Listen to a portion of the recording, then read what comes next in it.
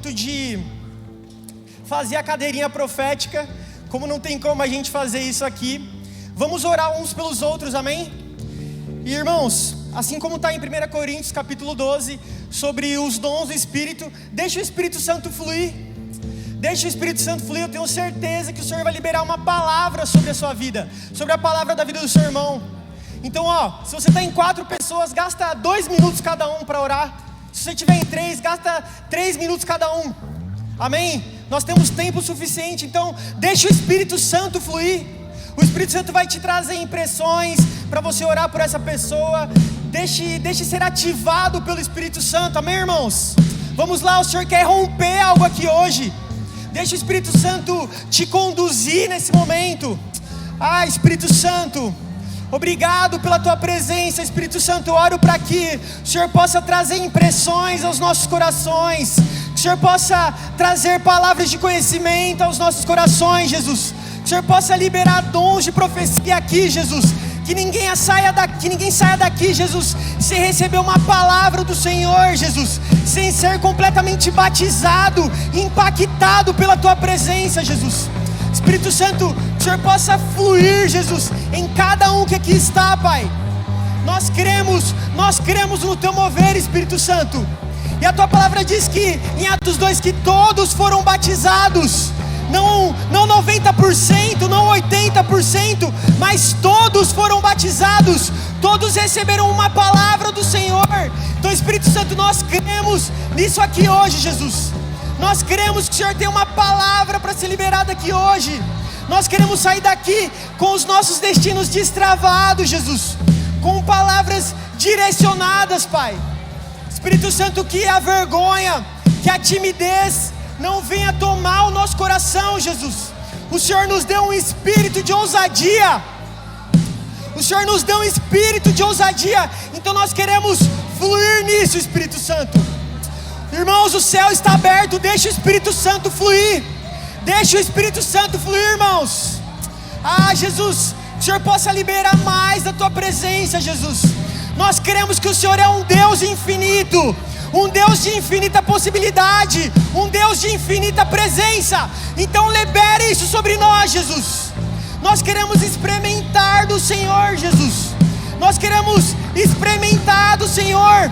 Assim como foi ministrado aqui, Tomé teve a sua própria experiência. Nós queremos ter a nossa própria experiência com o Senhor, Jesus. Espírito Santo, venha, Jesus. Venha de forma sobrenatural, Pai. Espírito Santo, venha ativar a nossa fé, Jesus. E em nome de Jesus, Pai, que isso não pare aqui, Jesus. Que isso não pare aqui, Jesus. Que fluir nos teus dons não seja apenas em 4 paredes, mas que seja, Jesus, para fora dessas 4 paredes, Jesus. Espírito Santo, venha derramar ousadia para que a gente flua no trabalho, nas nossas escolas, nas faculdades, Jesus. Que o Senhor possa trazer uma sensibilidade ao nosso coração, Jesus, para ouvir a tua voz, Pai. Nós queremos um coração sensível, os ouvidos sensíveis para te sentir, Jesus. Espírito Santo, flua com liberdade, Espírito Santo. Flua com liberdade, Espírito Santo. Vamos lá, irmãos, tem mais 5 minutos, vamos lá. Deixa o Espírito Santo te conduzir. Chorababaxê, cataralabaxê.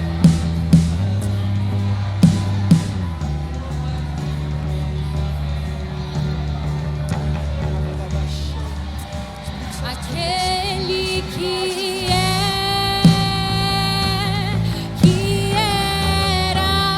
e que há de vir.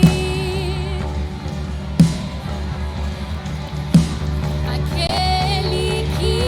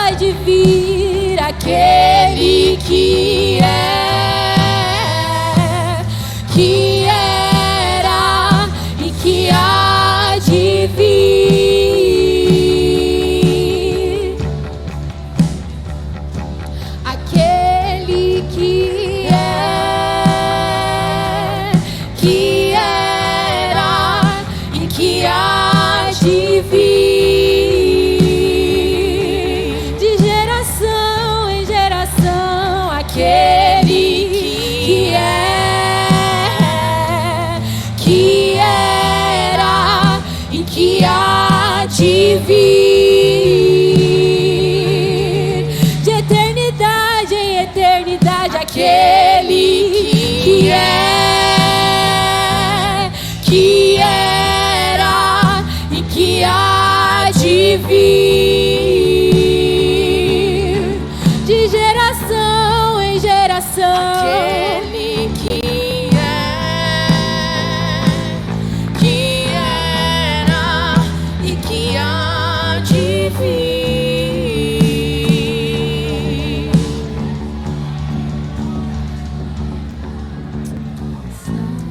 Obrigado, Jesus.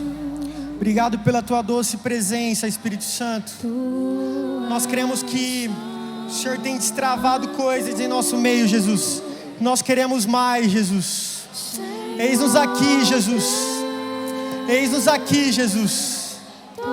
Nós te desejamos, Jesus. Mais do que tudo, Jesus. Muito obrigado, Espírito Santo. Obrigado. Amém, irmãos. Você que terminou, vai voltando para o seu lugar. Obrigado, Jesus. Amém.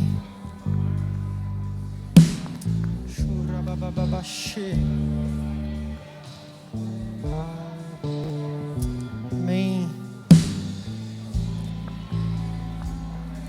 Meus irmãos, vocês estão bem? Vocês têm recebido muito de Deus hoje. Vocês vão receber ainda mais, em nome de Jesus, amém? Pode se sentar, fica à vontade. Vou trazer literalmente uma pincelada hoje, então vai ser bem rápido. Vou gastar aqui 5, 6 minutinhos. Quem aqui estava no seminário Coração de Davi? Levanta a mão. Quem foi muito abençoado? Cadê a mesma empolgação? Boa. É isso aí, eu também fui muito abençoado. Eu queria pegar o gancho do que foi ministrado no seminário. E eu queria ministrar um pouco sobre Davi. E o tema dessa pincelada aqui é a presença de Deus, amém? Quem puder abrir a Bíblia em Salmos, número 51. A gente vai ler os versículos 10 e 11. Irmãos, eu fui muito impactado pelo seminário. E uma das coisas que mais me marcou mesmo foi quando foi ministrado sobre a presença de Deus.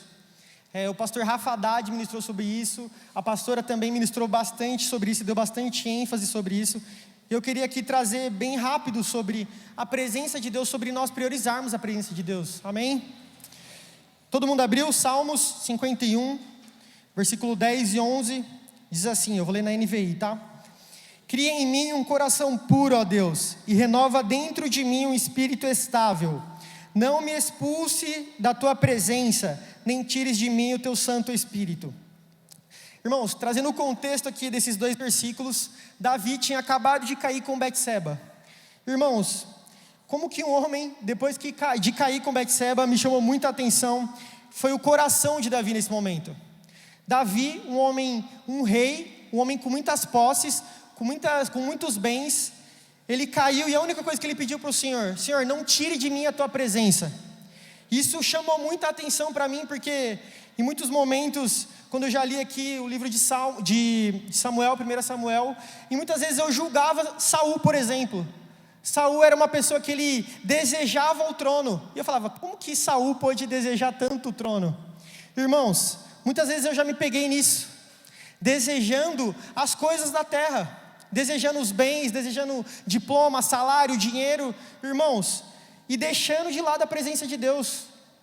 E Davi, ele tinha tudo para chegar e falar: Senhor, não tira de mim o meu reinado, não tira de mim os meus bens, os meus carros, as minhas posses, não tira de mim isso, Senhor. E de verdade, se você for olhar a grosso modo, não era tão leviano ele falar isso. Mas cara, isso mostra evidentemente o coração de Davi. Um coração que amava a presença de Deus mais do que tudo. Amém? Irmãos, isso é muito forte. Por que eu quis trazer isso? Mais uma vez, o que tem sido a nossa prioridade? O que a gente tem priorizado e colocado acima da presença de Deus? Isso traz muito, isso evidencia muito sobre o nosso coração. Sobre o nosso coração de, cara, será que eu tenho amado mais o meu celular do que a presença de Deus? Será que eu tenho amado mais o meu videogame do que a presença de Deus? do que minha faculdade, do que a presença de Deus, do que o meu relacionamento, do que a presença de Deus? Se o Senhor te pedir isso hoje, irmão, será que a gente realmente vai ter um coração que fala, Senhor, eu te entrego isso e eu quero a tua presença? Será que a gente vai ter esse coração? Esse coração de falar, Senhor, a tua presença é o que mais importa para mim.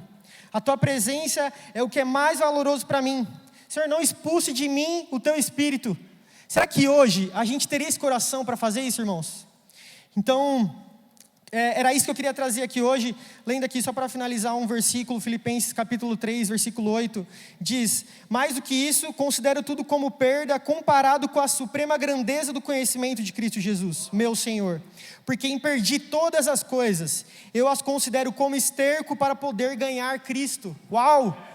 Irmãos, nós temos que realmente colocar tudo como esterco mesmo diante da presença do Senhor. Amém?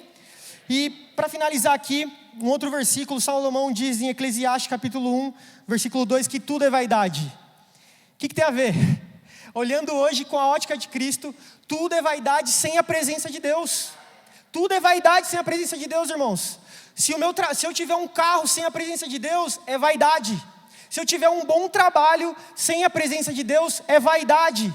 Se eu tiver um ministério sem a presença de Deus, é vaidade, irmãos. Então, irmãos, queria trazer isso para que a gente venha desejar a presença de Deus mais do que tudo.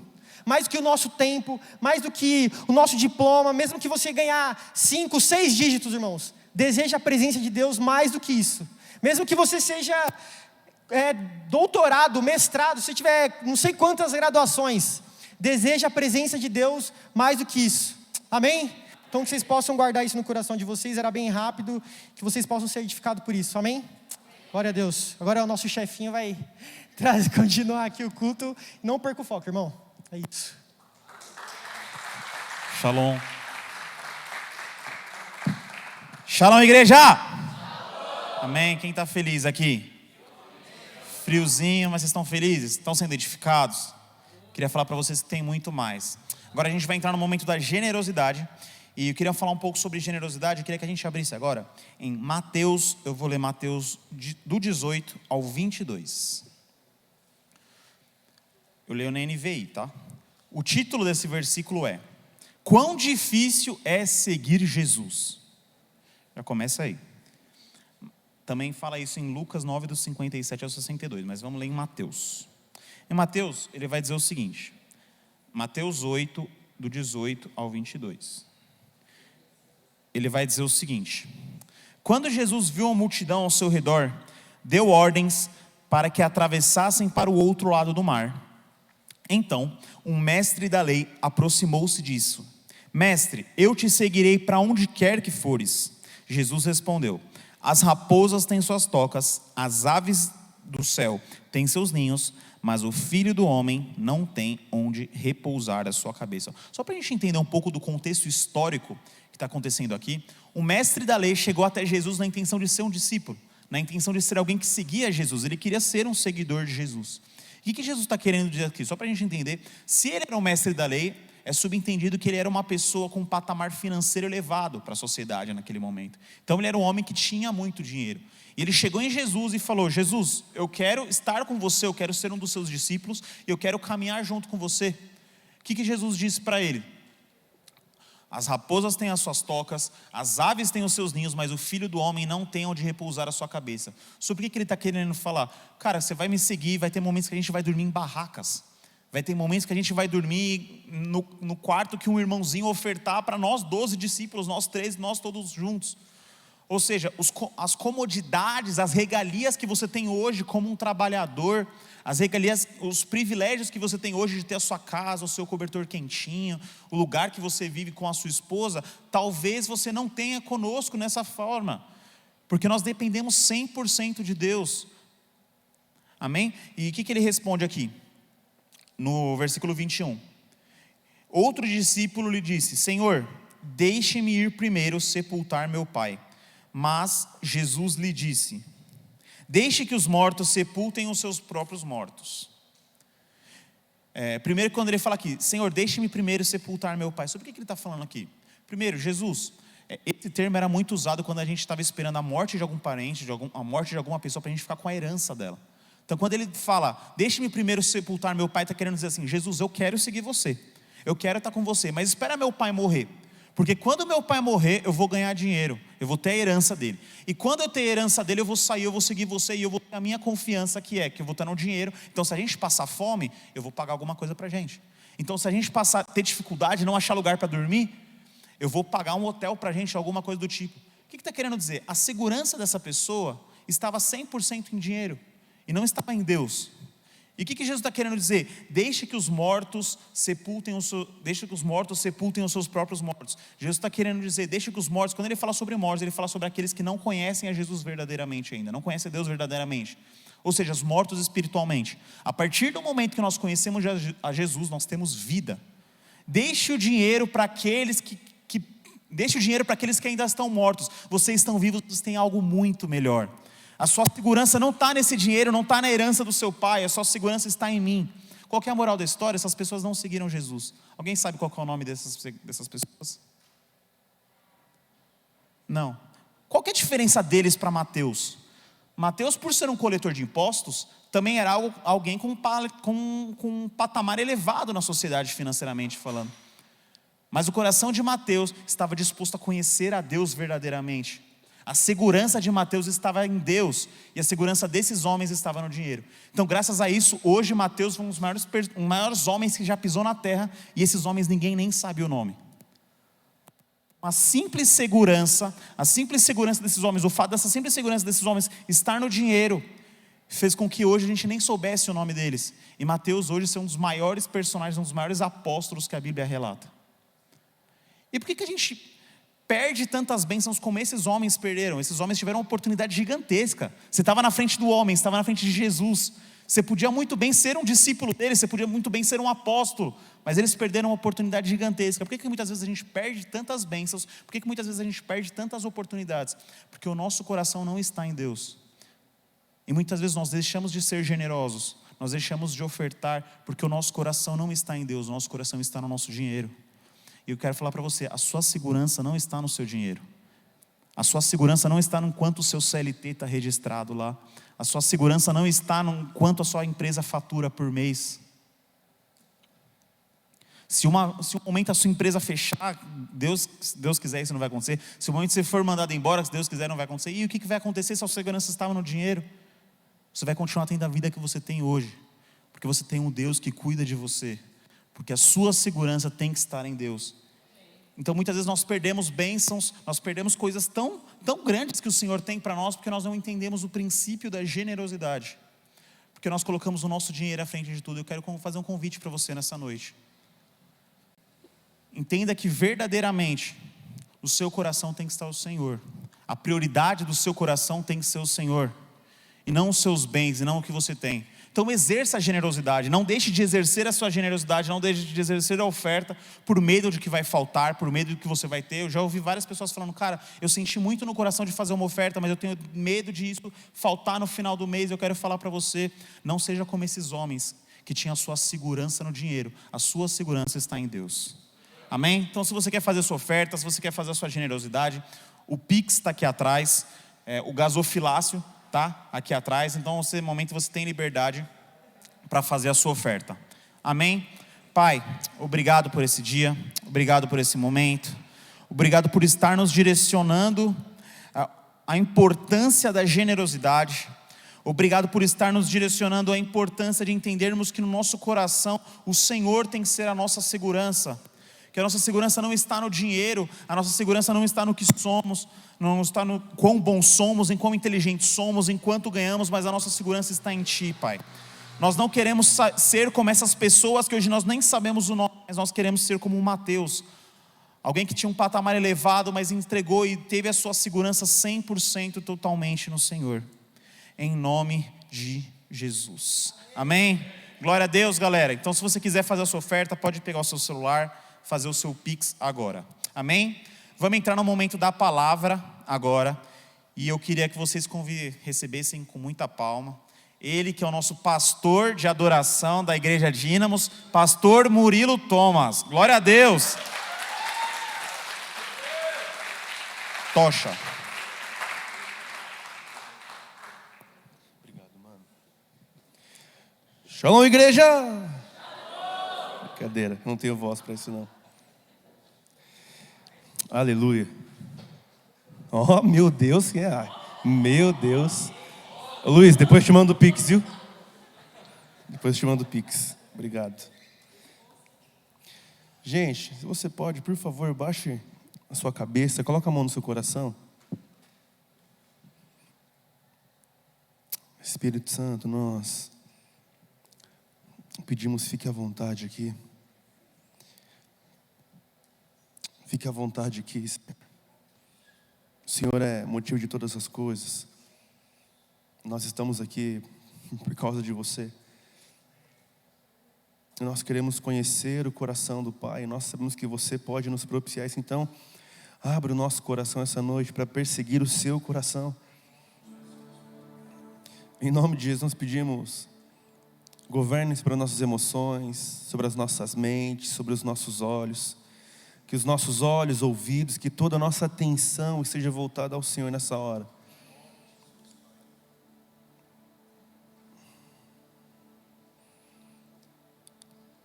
Que nós possamos conhecer o seu coração. Conhecer o seu coração. Conhecer o seu coração, Senhor. Eu oro por cada um que deixou a sua casa, que deixou sua família nessa noite, para buscar ao Senhor. Talvez alguém entrou aqui buscando uma resposta, precisando de uma solução para algum problema. Nós pedimos, Senhor, que eles se encontrem com o Senhor. O Senhor é a resposta. O Senhor é a solução.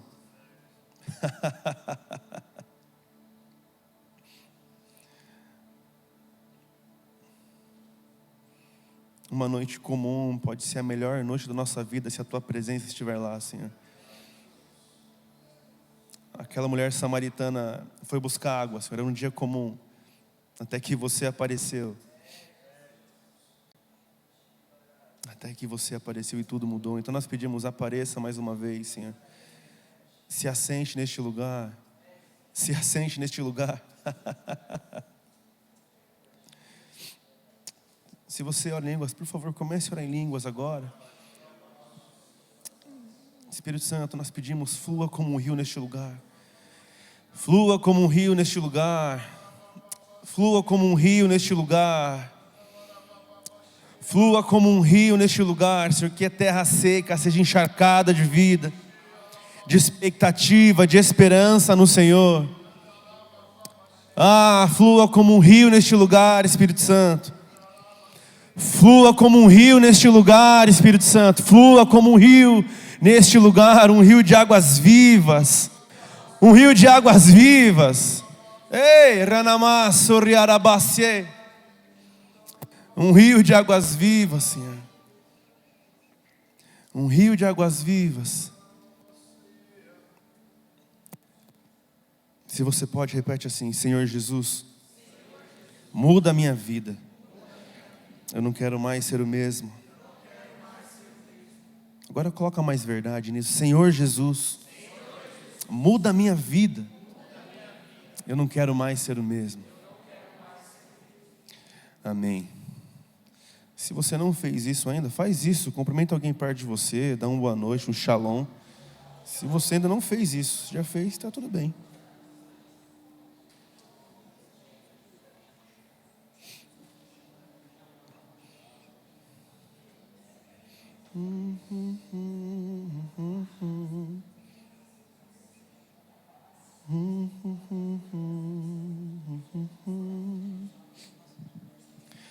Só para eu saber, tem alguém que está nos visitando aqui pela primeira vez?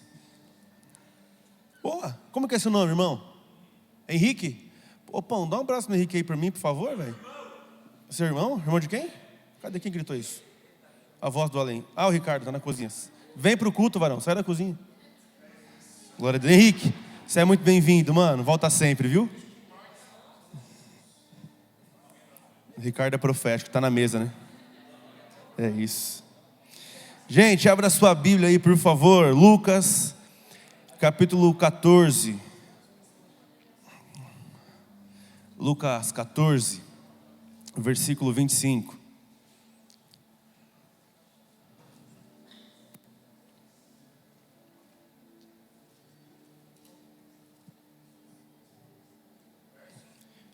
versículo 25. Versículo 25. Lucas 14, versículo 25. Eu não sei se na sua Bíblia está assim. Algumas versões possuem esse subtítulo, né? O preço do discipulado. A minha está assim: Jesus ensina sobre o preço de ser um discípulo. Diz assim, no versículo 25: Ora, ia com ele grande multidão, e voltando-se disse-lhe: Se alguém vier a mim, e não aborrecer a seu pai, e sua mãe, e mulher, e filhos, e irmãos, e irmãs, e ainda também a sua própria vida, não pode ser meu discípulo. E qualquer que não levar a sua cruz, e não vier após mim, não pode ser meu discípulo.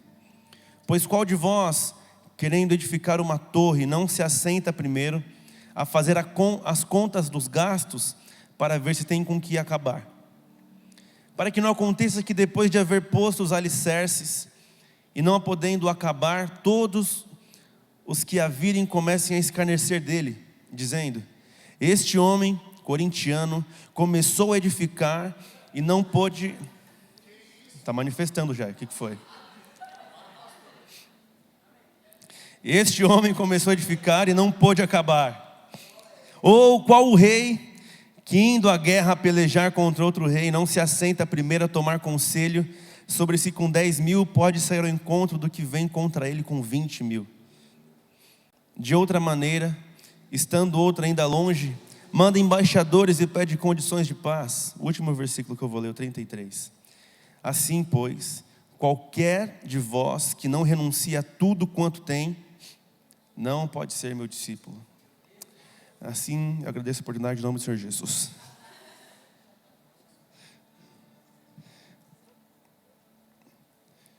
Jesus, ele bate pouco, né? Graças a Deus. E eu tenho meditado sobre esse tema há alguns dias já. Sobre como nós, como cristãos, como os discípulos do Senhor, às vezes ficamos distantes daquele padrão de Atos. Essa série que nós tivemos de Atos aqui na igreja mexeu muito comigo, porque a gente olha como que era o padrão dos primeiros cristãos, os pequenos cristos, e como estamos hoje, parece que tem um gap muito grande, sabe? Nós temos cantado algumas vezes sobre isso. Qual é a beleza que existe em ti que eu ainda não vi? O que Paulo viu que fez ele entregar a própria vida? Tudo bem. Que fez ele ser apedrejado algumas vezes, e ele voltar para pregar na mesma cidade, foi apedrejado.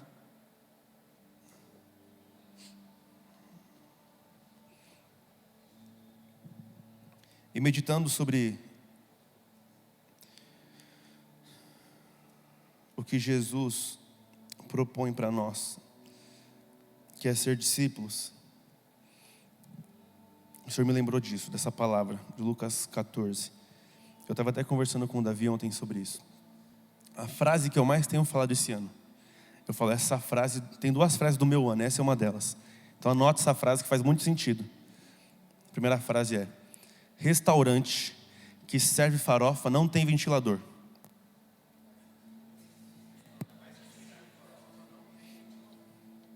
Medita nisso um pouquinho aí, medita nisso. A cara de Ué é muito bom, né? Tipo, hã? Não entendi. Qual que é a parte espiritual? A farofa? Ventilador, restaurante? Nós precisamos entender que você não vai ter tudo nessa vida. Ah, olha só, desculpa vir aqui dizer esse sonho para você. Ou você vai ter farofa, ou vai ter ventilador. E glória a Deus. O que quer dizer isso? Quer dizer que quando nós escolhemos a Cristo, nós precisamos abdicar de outras coisas. Glória a Deus, aleluia. Estão felizes, gente? Aleluia. E eu oro para que o nosso conhecimento do Senhor, o nosso reconhecimento do Senhor aumente. Que a gente não conheça o Senhor somente como Salvador, mas também como o Senhor, porque são coisas distintas. Se eu creio em Deus apenas como Salvador, ele é muito útil para me tirar do inferno, mas ele não tem poder para mudar a minha vida, porque eu não deixo. Por quê? Porque ele é só o meu Salvador. Agora, se eu reconheço que Jesus, o Cristo, ele é o meu Senhor, aí tudo muda, porque já não é mais a minha escolha, é a escolha dele. Já não é mais o meu passo, mas é o passo dele. Pensa no seguinte, imagina que acontece algum incidente e chamam um bombeiro. E aí o bombeiro vem e salva as pessoas e apaga o fogo, não sei. E aí chega a pessoa assim, bombeiro, por favor, eu tenho que saber, eu devo casar com a fulana? Qual o sentido disso? Não, bombeiro, por favor, você veio aqui, você me salvou, eu devo casar com a fulana? Não, filho, nada a ver, eu só vim salvar você aqui, o que tem a ver essa parada? Murilo, não tem distinção. Na real não tem mesmo. Quando nós aceitamos a Cristo, o combo tem que vir completo. Salvador, Redentor, Senhor, o Rei. Só que muitas vezes não é assim. Muitas vezes. Algumas vezes. Então meu desejo essa noite é caminhar um pouco nessa passagem, meditando sobre o que Jesus falou. E é importante nós entendermos o contexto. Eu derrubei meu celular, gente. Agora ele está assim, ó, mexendo sozinho. Meu Deus, só porque eu falei parou agora, né? Então, qual que é o contexto de Lucas 14? Vamos voltar uma página para trás na sua Bíblia, aí, alguns versículos para trás. No começo do capítulo 14 vai dizer que Jesus, ele foi convidado para comer, almoçar, rangar, jantar, almoçar, na casa de um fariseu. Então imagina a cena, sábado à tarde, sei lá, 11, meio-dia, 1 da tarde, Jesus é convidado por um fariseu, fala assim, gente, vamos na casa do fariseu ali tomar um almoço, uma feijoada. Sábado é de feijoada. Na época não era porque o judeu não come carne de porco. Mas se fosse hoje, Jesus talvez comeu uma feijoada. E é interessante porque Jesus começa o capítulo 14 escandalizando o religioso. Não sei como está na sua Bíblia aí, mas o tema aqui desse capítulo na minha Bíblia é o seguinte: Jesus cura um homem hidrópico, um homem inchado. E vai dizer que Jesus cura o homem em um sábado. E Jesus confronta os religiosos, dizendo o seguinte: se um animal cai no poço, você não pega o animal? Você não livra o animal da morte? Muito mais valor tem o homem. Depois disso, Jesus vai ensinar então aquelas pessoas que estão no almoço, na festa ali, sobre a importância da humildade. Então ele fala assim, gente, se for numa festa, não senta na primeira fileira, porque é chato. Você senta no começo aqui, depois vem o dono da festa assim, levanta daqui, por favor. Que chegou o fulano, ele tem que sentar aqui na frente no seu lugar. Você pode sair, por favor? É bem chato isso. Então Jesus ensina sobre, ele cura um hidrópico, depois ele ensina sobre humildade. E aí ele vai então ensinar sobre a parábola da grande ceia, ou do grande banquete, que é uma parábola que fala exatamente sobre a salvação. E estamos nós ali nessa parábola, não sei se você sabe disso, mas você está nessa parábola aqui. Que ele vai contar o seguinte, que um homem foi dar uma grande festa. E aí, ele mandou com vários convites para muitas pessoas importantes. E aí respondeu assim, não vai dar, velho. Eu vou ter que levar minha avó no jiu-jitsu, mas eu passo, viu? Eu vou ter que dar banho no meu peixe, não vou conseguir estar com vocês, véio. Desculpa, viu? Mas boa festa aí. Deus abençoa. E aquele dono da festa então fica bravo. Fala assim, todo mundo que eu chamei não quer vir? Então vai para a rua e chama todo mundo que você vê aí. Quem quiser, vem. Então vem morador de rua, vem prostituta, e vem gente toda suja, e gente nada a ver, gente pouco importante. E essa parábola fala da maneira que o Senhor nos encontrou. A festa não era para nós, para Deus. Aleluia. A festa não era para nós, era para os judeus. Mas a pedra que os construtores rejeitaram se tornou para nós a pedra angular, Cristo. E nós somos alcançados então, e ele termina então o jantar, a refeição com os fariseus e com aquelas pessoas com essa parábola. gente, eu convidei vocês para a festa e vocês não querem participar. Então agora eu estou convidando outros. Eu estou chamando geral para a festa do meu pai. E morde a testa de raiva agora, porque vai entrar todo mundo. Beleza. Então ele sai da festa, sai do almoço, do jantar, da refeição. Ele começa a caminhar. E aí entra aqui o versículo 25, que nós lemos. E ia com ele uma grande multidão. E voltando-se disse: Jesus, ele sempre esteve seguido por muitas pessoas.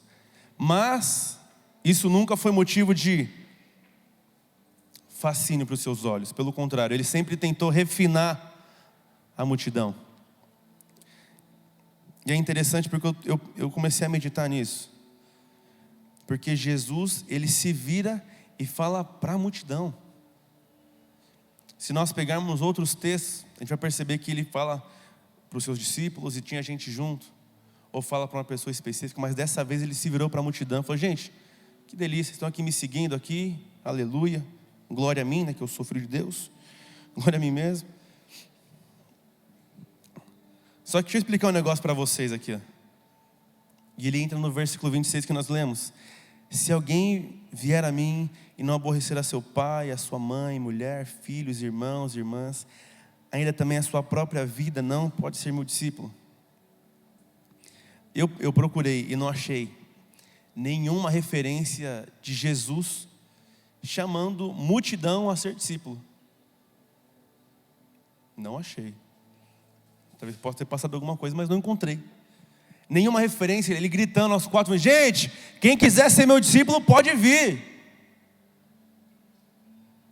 E é interessante porque ele coloca essa fala dele de bem após, fala sobre salvação, porque a salvação é aberta àqueles que creem em Jesus. Você crê em Jesus? Então você está apto a ser salvo. Você declarou com sua língua, foi batizado, você pode ser salvo. Mas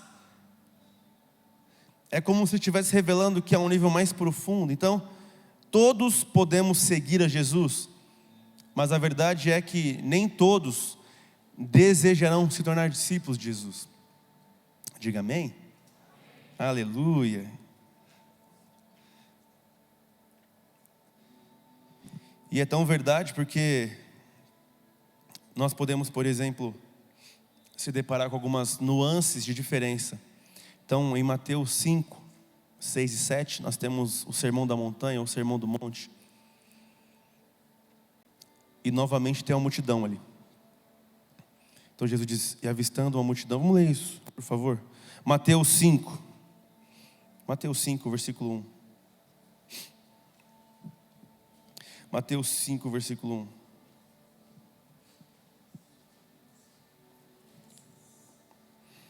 1. Jesus, vendo a multidão, subiu a um monte e, assentando-se, aproximaram-se dele os seus discípulos. Então Jesus, ele viu a multidão, subiu no monte e começou a pregar. E aí nisso chegando os discípulos. E é interessante porque alguém pode pensar o seguinte: mulher, então o sermão do monte é só para quem quer muito Jesus, só para quem é muito espiritual. E aí eu vim dizer que não, porque Jesus, ele está pregando o sermão do monte para a multidão. Então qual que é o padrão? O padrão de quem segue Jesus, seja alguém que chegou agora, se converteu agora, para o Henrique que está visitando a gente, seja para mim, que estou sei lá quantos anos na igreja, seja para o Jota que ministrou muito bem, o Davi, para a Karen, é o mesmo padrão. Qual o padrão? O sermão do monte. O sermão do monte é um padrão para todo cristão. Todo cristão. É interessante porque de alguma forma esses dois textos se conectam, de Lucas 14 e de Mateus 5. Porque Mateus 5,13, coloca aqui por favor, Mateus 5,13. Vós sois o sal da terra, e se o sal for insípido, com que se há de salgar? Para nada mais presta, senão para se lançar fora e ser pisado pelos homens. Agora vamos lá para Lucas 14, 33. Desculpa, 34. Lucas 14, 34.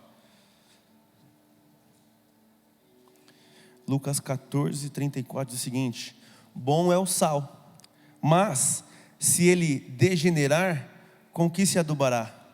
Não presta para a terra, nem para o monturo, lançando-no fora. Quem tem ouvidos para ouvir, que ouça. Então, duas multidões, ouvindo realidades distintas, mas tão semelhantes. Então, a primeira multidão escuta o Sermão da Montanha, e é interessante porque o Sermão da Montanha, alguns teólogos acreditam que se nós perdêssemos toda a Bíblia, imagina que perdeu todas as Bíblias do mundo, sumiu tudo, foram todos queimados, rasgados. Mas se ainda assim sobrasse o Sermão da Montanha, Mateus 5, 6, 7, ainda assim era possível manter o Evangelho, o padrão do reino. Tão poderoso que é essa mensagem de Jesus. Então, Jesus ele está confrontando a multidão mais uma vez, dizendo o seguinte: ó gente, legal, vocês estão aqui seguindo, mas no meio da multidão sempre tem pessoas que não estão alinhadas ao coração, que está ali porque, sei lá, porque o Davi me chamou, sei lá, porque eu vi que ele multiplicou pão agora há pouco, eu estou com fome, vai que ele faz um outro pãozinho de novo aqui. Não sei. A gente não tem como nós julgarmos o coração das pessoas. O Senhor poderia. Então ele, em meio à multidão, ele para todo mundo e fala assim: gente, deixa eu falar um negócio para vocês aqui, rapidão. Eu queria que vocês levassem seu coração a esse lugar essa noite. Porque alguém pode perguntar assim: Murilo, então, o que eu tenho que fazer? Como que eu sei se eu sou multidão ou se eu sou discípulo? Como é que eu sei disso? A principal marca de um discípulo, a principal marca, eu vou citar 3, mas a principal é que um discípulo, ele foi chamado a isso. Foi chamado a isso. Não existe isso. Eu fui chamado para ser multidão, está nem ligado? Existe isso? Não existe. Mas para ser um discípulo de Jesus, nós fomos chamados. Vamos ler aqui alguns textos. Mateus 4,19. E disse-lhes: vinde após mim, e eu vos farei pescadores de homens. Mateus 16:24. Então disse Jesus a seus discípulos: se alguém quer vir após mim, negue-se a si mesmo, tome a sua cruz e siga-me. Marcos 1,17. E Jesus disse-lhe: vinde após mim, e eu fareis que sejais pescadores de homens. Marcos 2,14. E passando viu Levi, filho de Alfeu, sentado na recebedoria, e disse-lhe: segue-me. E ele, levantando-se, o seguiu. Lucas 9:23. Dizia a todos: se alguém quer vir após mim, a si mesmo se negue, tome a cada dia a sua cruz e siga-me. João 1,43. No dia seguinte, quis Jesus ir a Galiléia, achou a Filipe e disse-lhe: segue-me. Discípulos são chamados pelo Senhor. E é interessante nós pararmos um pouco, porque alguém pode falar assim: eu nunca ouvi esse chamado, eu nunca ouvi a voz de Deus: Murilo, segue-me. Sei lá, eu também não ouvi isso não. Só que nós temos que levar em consideração o seguinte: a multidão pela qual Jesus está falando é a multidão de judeus. E como que era a cultura judaica na época? Todas as crianças, todo mundo que nasceu homem, eles eram colocados em uma educação religiosa. Então todo menino, ele era colocado numa educação religiosa, a ponto de que eles, até hoje acontece isso. Se você pega uma criança que segue o judaísmo, ela vai saber de cor, e deve saber de cor até os 12 anos, os 5 primeiros livros que nós temos na nossa Bíblia. O Pentateuco, de cor. Todas as escrituras. Até 12 anos. Então essa era a realidade da multidão que ouvia o Senhor Jesus. Além disso, quando essa criança fez lá o seu bar mitzvah, fez 12 anos, ganhou dinheiro dos pais, se ela não estiver apta a seguir no que hoje chamamos de ministério, o rabi, que era o mestre, falou assim: obrigado, viu? Obrigado, viu? Volta para sua casa e vai trabalhar com seu pai. Por isso que a profissão nessa época era passada de pai para filho. Por que Jesus era marceneiro? Porque aprendeu com seu pai José, porque era cultural naquela época.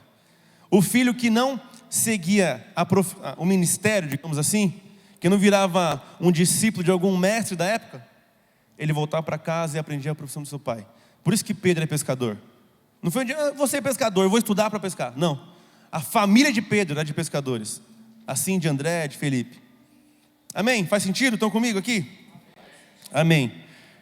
Então, Jesus está dizendo o seguinte: eu sei que vocês entendem quando eu digo discípulos. Talmidins, que era a palavra para discípulos. Então a primeira marca é que os discípulos do Senhor são chamados por Ele. Chamados.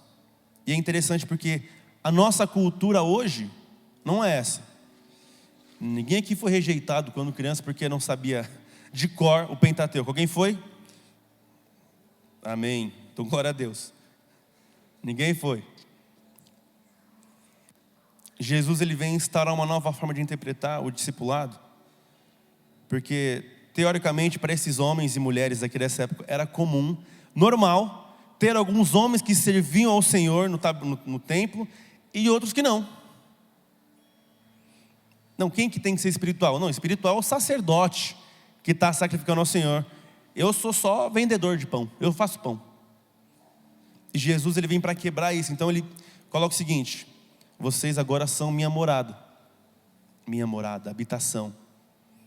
Então não importa o que você faça, mas você está sendo um sacerdote da presença, que é no seu coração.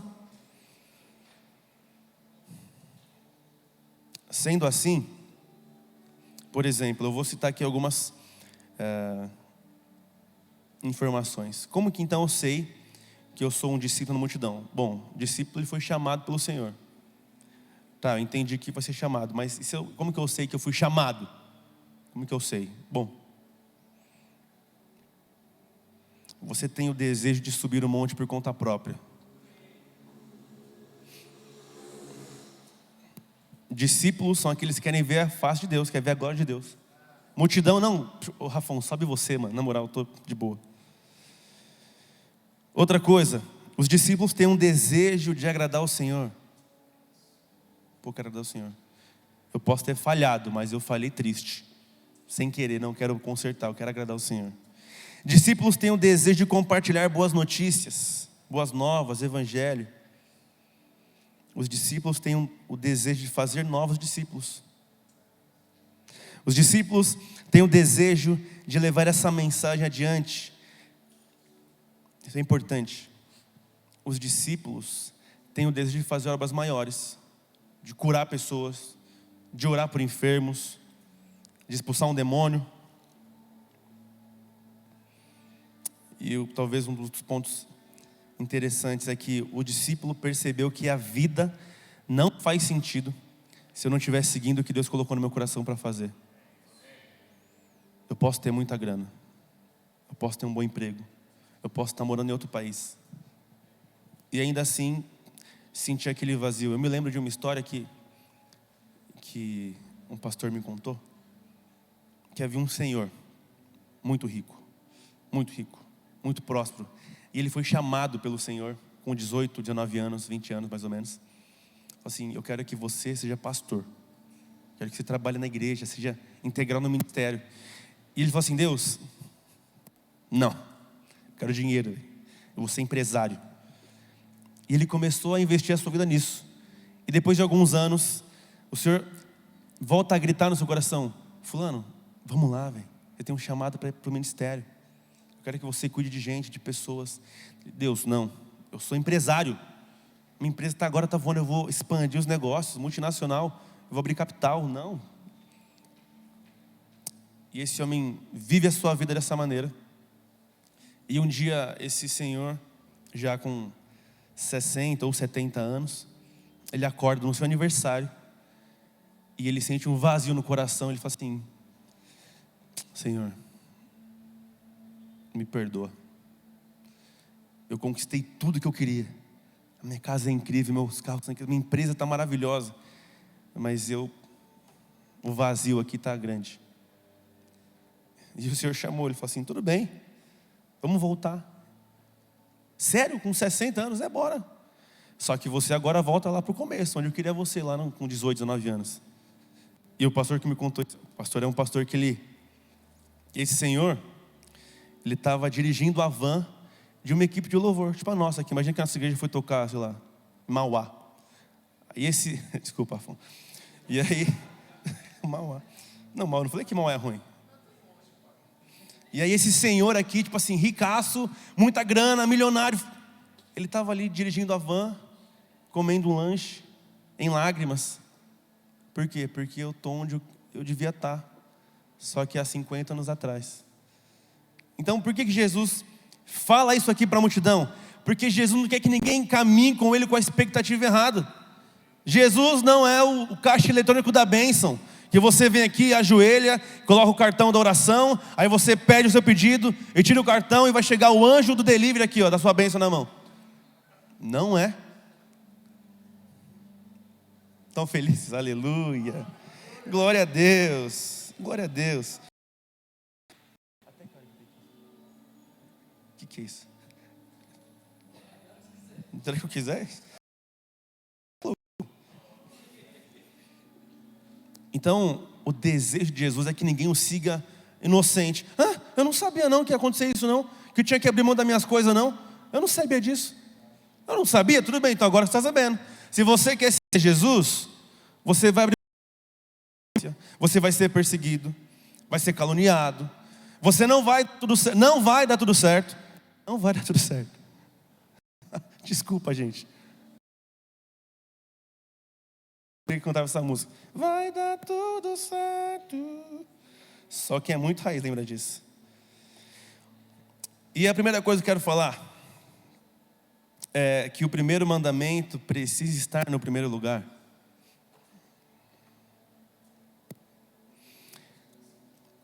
Lucas 14, 26. Se alguém vier a mim e não aborrecer a seu pai, mãe, mulher, filhos, irmãos, irmãs, também sua própria vida, não pode ser meu discípulo. Gente, Jesus não fala assim, não vai dar. Não é que não vai dar, ou vai ser meio discípulo. Não, não dá. Não vai ser discípulo. Se você... E aí, é interessante isso, né? Porque eu, às vezes, aborreço minha mulher. Assim, aborreço às vezes. Mas, aborrecer é de boa aborrecer. Eu posso aborrecer algum de vocês aqui. Aborrecer. Só que é muito importante nós lermos isso com a palavra que Jesus falou no dia. Então se você pega no original, essa palavra aborrecer no grego é miseu. Olha que delícia ler isso. Miseu significa odiar, detestar, perseguir com ódio. Agora começa a ficar boa a brincadeira, aleluia. Então Jesus vira para a multidão, com o microfone na mão, e diz assim, gente, se alguém vier a mim e não odiar o seu pai, sua mãe, mulher, filho, e a si mesmo, não pode ser meu discípulo.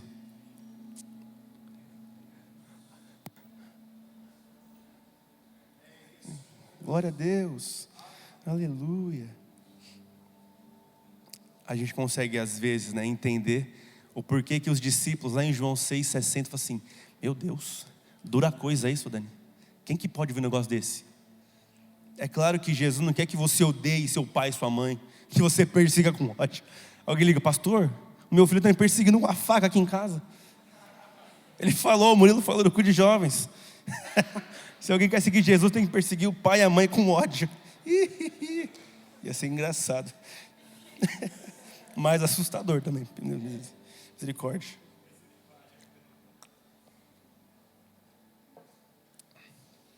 Então o que é que Jesus está falando? Eu preciso ser o primeiro. É o que o Jota falou. Eu preciso ser o primeiro. Você quer perder alguma coisa na sua vida?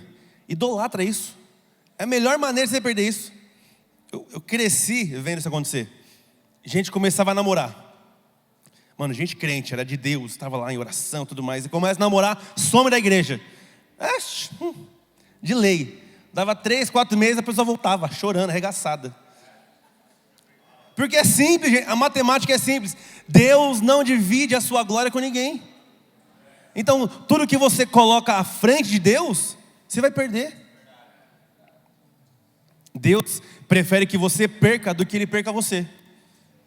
Então você está aqui orando, crente, jejuando, buscando Deus, dar porta de emprego, Deus. Emprego, Deus, um emprego bom, um emprego bom, um emprego bom, um emprego.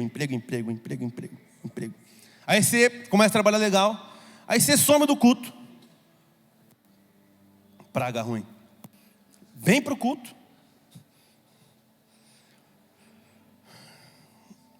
Todos nós somos chamados a amar o Senhor com todo o coração. Vamos ler isso, por favor. Mateus 22, 34. Mateus 22, 34.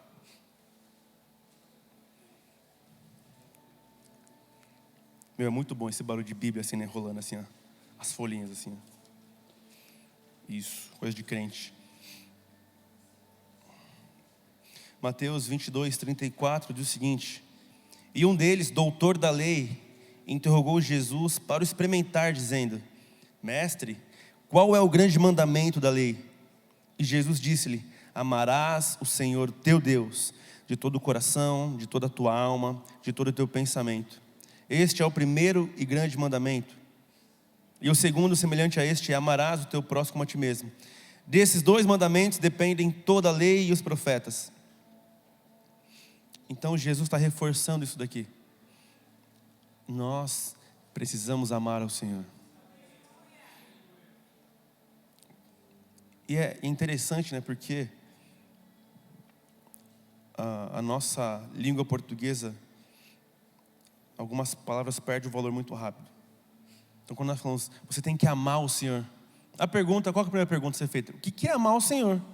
Então amar o Senhor é vir para o culto? Diga, não. Não é. Eu ia falar que tem pessoa que está aqui no culto, mas não ama o Senhor, mas não vou falar isso não. Não vou falar não. Tá no culto é amar o Senhor? Não é, velho. Mas quem ama tá. Faz sentido? Aleluia. Amar ao Senhor é frequentar um GC somente? Não é. Mas quem ama frequenta. Olha só.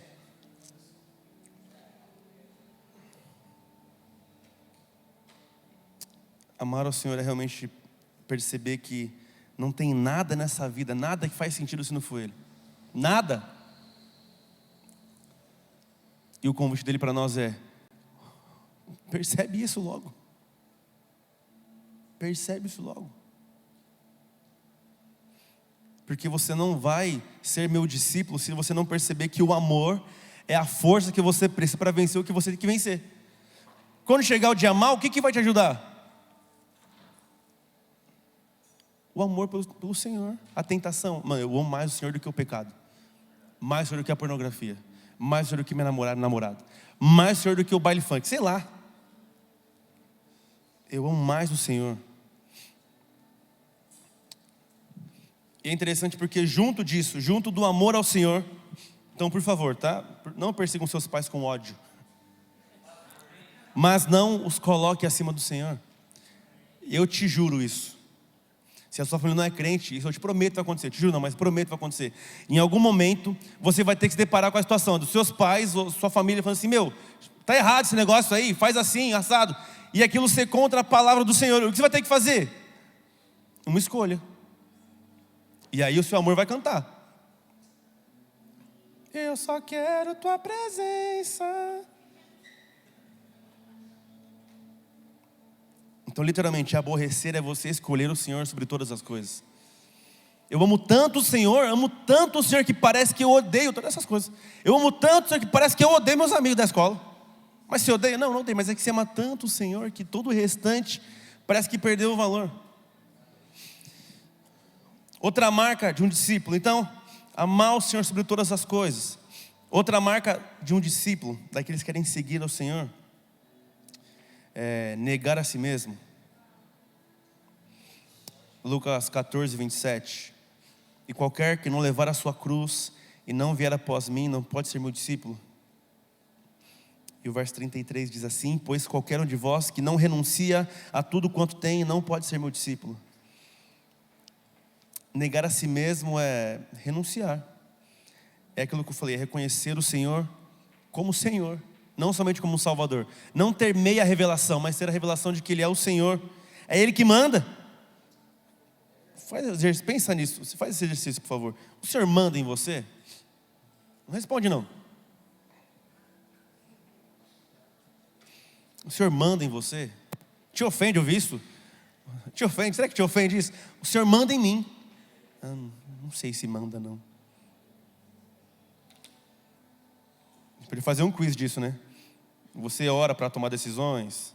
Você lê sua Bíblia todo dia? Você passa uma semana sem jejuar, sem orar? 3 marcas tem nesse texto aqui de renúncia que nós, os discípulos, podemos ter. Primeira marca, a renúncia aos laços familiares. O compromisso com Cristo, ele exige primazia absoluta. Nada e nem ninguém pode se interpor entre o discípulo e o mestre. Quem segue a Cristo precisa muitas vezes aborrecer pai, mãe, mulher, filhos, irmãs e a própria vida. Eu me lembro disso. Às vezes aborrecer é causar tristeza mesmo. A gente teve uma imersão de liderança. Minha mãe é crente, diaconisa da Assembleia de Deus.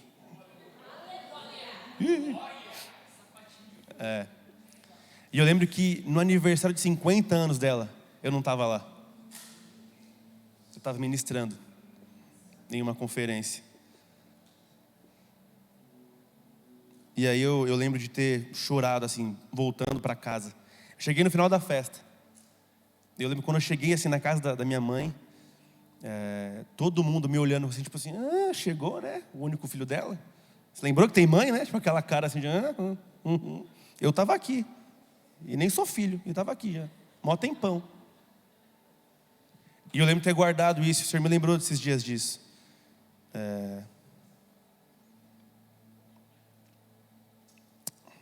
Ainda há um preço a ser pago para seguir Jesus, gente. Amém? Amém. Outra renúncia que vai acontecer, renúncia do amor próprio. Nós vamos no versículo 27. E é interessante porque na contramão do que a psicologia moderna fala, que você tem que procurar a afirmação do eu. Aí vem Jesus assim, não. Renuncie o seu eu. Mortifica o seu eu. Aquele que não tomar a sua cruz, o mais terrível método de execução humana, a cruz. Aquele que não toma a sua cruz e segue-me não pode ser meu discípulo. Não é somente a renúncia, né? Mas é sobretudo uma atitude de seguir a Cristo. Porque ele fala aqui no versículo 27, qualquer que não levar a sua cruz e não vier após mim, não pode ser meu discípulo. Então eu nego as mesmas, renuncio minha vida, mas eu sigo a Cristo. E é interessante que as duas coisas estão juntas, porque é mais fácil se você tem uma vida de oração, de consagração, de busca no Senhor. A renúncia é muito mais fácil. Amém ou não amém? Por fim, outra renúncia que temos aqui é a renúncia dos bens. E ele termina esse bloco falando disso, né? Qualquer um que não renunciar tudo que tem, não pode ser meu discípulo. O amor ao dinheiro pode fechar a nós a porta do discipulado de Jesus.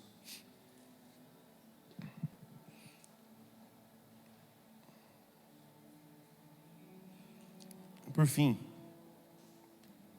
termino com isso. Obrigado, gente. Legal, viu? Eu sabia que é o primeiro culto move que eu prego? Em 7 anos? Uau, digo uau. Uau. E a última coisa que eu coloquei aqui, eu quero partilhar é o seguinte, que é o tema da palavra. Então nós temos que amar o Senhor com toda a nossa força, entendimento, sabedoria. Amar o Senhor, primeiro mandamento no primeiro lugar. A segunda coisa é negar a si mesmo, renunciar. E a terceira coisa que um discípulo vai ter é calcular o preço. Quanto custa? Ninguém faz essa pergunta. Quando a gente faz um apelo aqui assim, quem aqui quer entregar a sua vida para Jesus? Quem quer aceitar Jesus? A gente não tem essa conta assim, não, peraí que eu vou fazer uma conta aqui do que eu vou ter que abrir mão, do que eu vou ter que renunciar, do que eu vou ter que deixar. Mas nós lemos aqui, ó, Lucas 14, 28, lê comigo por favor. Lucas 14, 28. Pois qual de vós, querendo edificar uma torre, não se assenta primeiro a fazer as contas dos gastos, para ver se tem com que acabar. 31. Ou qual rei que indo para a guerra e planeja contra outro rei, não se assenta primeiro a tomar conselho se com 10.000 pode ser o encontro do que vem com 20.000.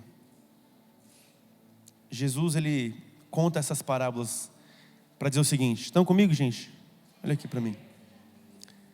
Para dizer o seguinte: você quer ser um discípulo? Vai ter um preço. Você não quer ser? Tudo bem, você pode ser multidão. É isso aí, tá de boa. Mas você quer fazer obras maiores? Você quer subir um monte de transfiguração? Você quer deitar a sua cabeça no peito de Jesus? Você quer ser um dos 3 próximos? Então tem um preço. Tem um preço.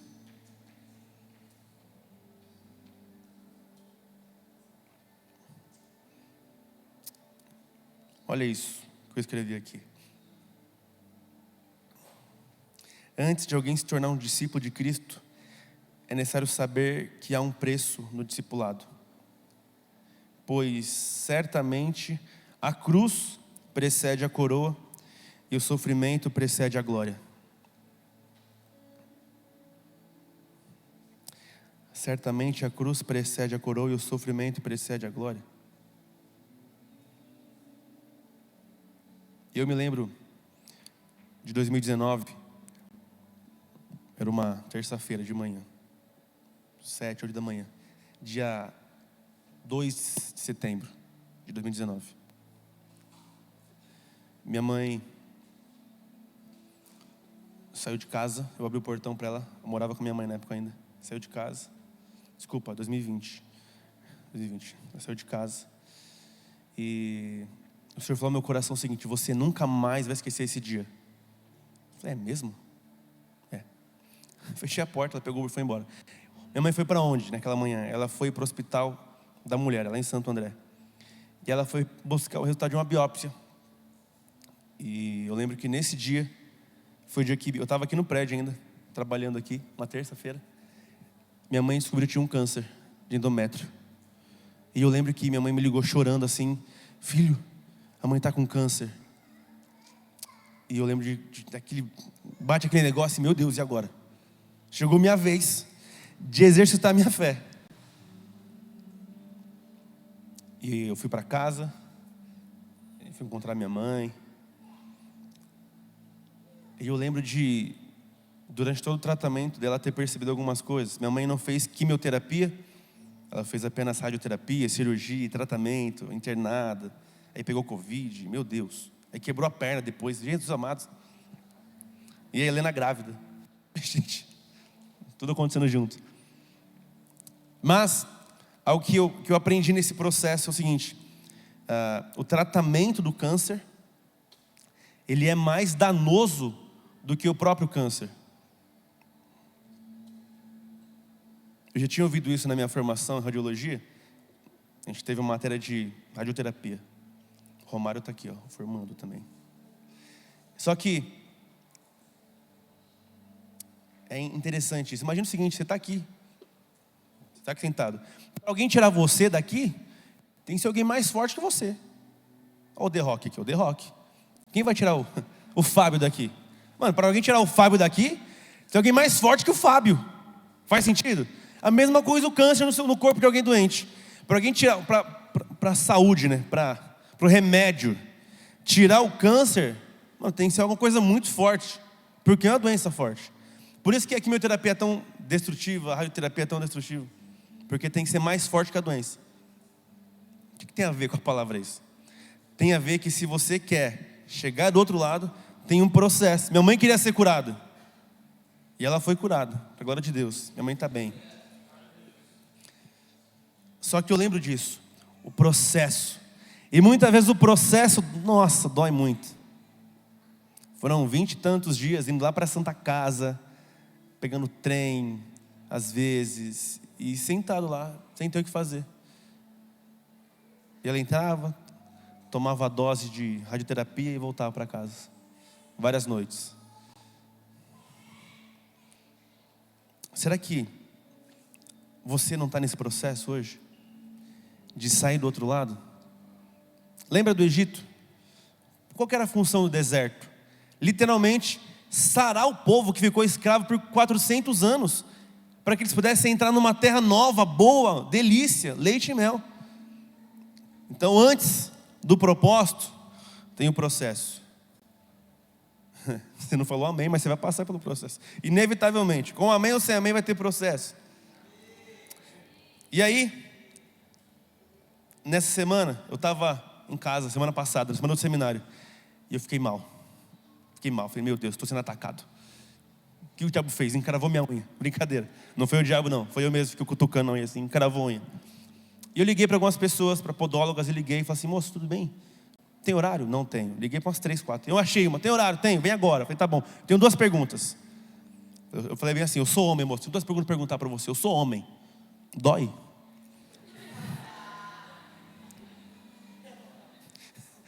Dói.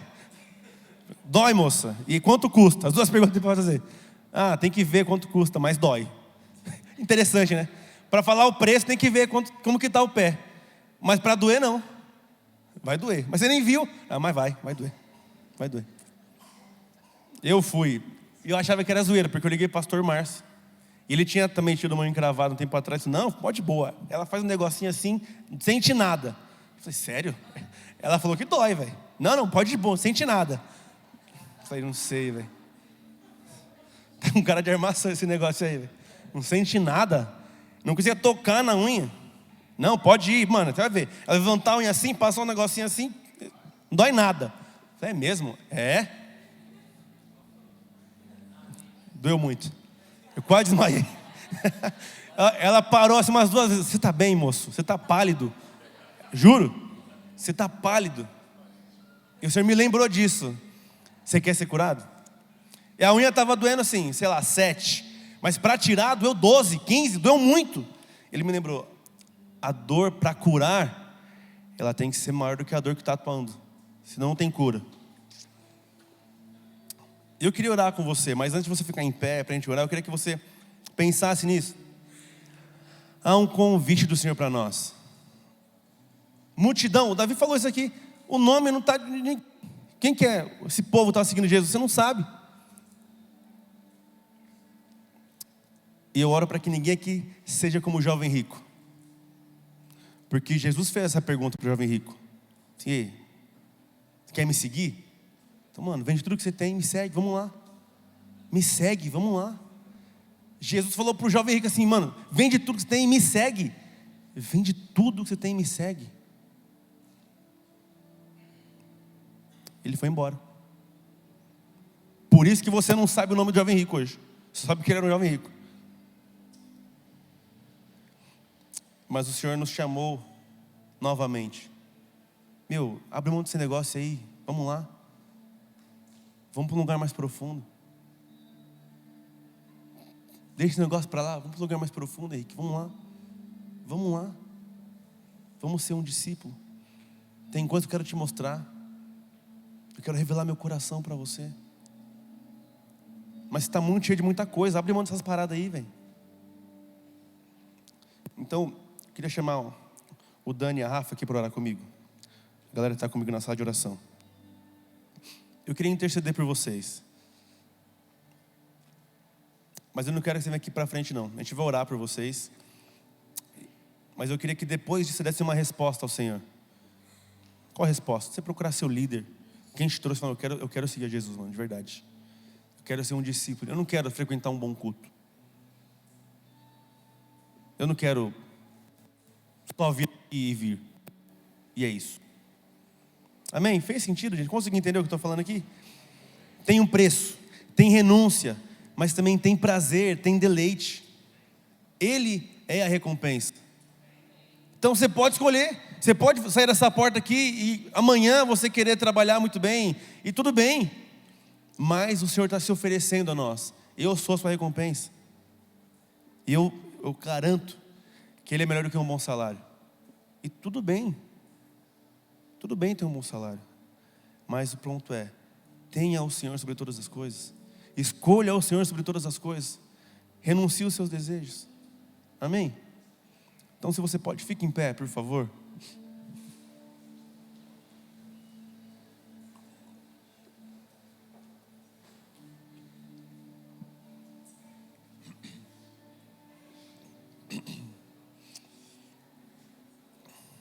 Pai, eu oro para que o Senhor faça a obra que só o Senhor pode fazer, Espírito Santo. Só o Senhor pode convencer o homem do pecado, da justiça e do juízo. Só o Senhor pode atrair os nossos olhos para Ti. Só o Senhor pode fazer. Só o Senhor pode fazer. Então oro por isso, baseado nessa palavra de Lucas, Senhor. Eu oro para os meus irmãos, para as minhas irmãs, e declaro a Tua mão sobre eles. Eu declaro espírito de sabedoria e revelação no pleno conhecimento de Cristo, que eles possam ser iluminados no seu entendimento e perceber que Cristo é a melhor escolha. Cristo é a melhor escolha, Pai. Eu oro pelos corações aqui, pelas mentes. Eu vejo como se pessoas estivessem batalhando em sua mente agora para escolher o Senhor. Nós declaramos as vozes sendo caladas agora. Nós declaramos a voz do medo, da preocupação, do que vão achar, do que vão pensar. Nós declaramos em nome de Jesus a Tua voz como voz de muitas águas, Senhor, sobre cada mente, sobre cada coração, trazendo entendimento de que o Senhor é a melhor escolha. Não importa o preço a ser pago, não importa